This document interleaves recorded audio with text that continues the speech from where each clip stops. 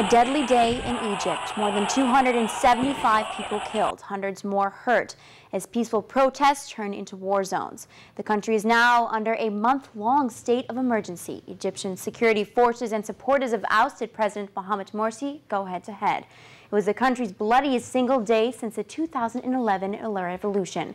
Security forces stormed two massive makeshift camps filled with Morsi supporters, bulldozing tents and escorting away hundreds of protesters.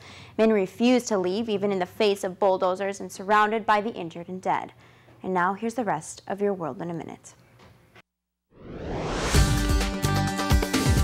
An international aid group says it's leaving Somalia because it's simply become too dangerous to work there. They say it's because armed groups and civilian leaders now condone the assault and killing of aid workers. The president of the organization says the real tragedy of the situation is that many people will simply be left without medical care.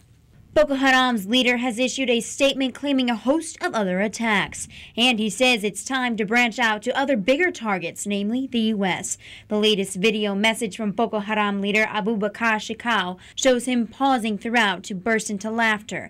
Shekau claims responsibility for a recent spat of attacks across northern Nigeria. In the last 4 years that Boko Haram has waged its campaign of terror, the group has targeted churches, government buildings, aid organizations, even schools. It has also attacked Muslims that it accuses of collaborating with the government. And North and South Korea have agreed to reopen the Kaesong industrial complex.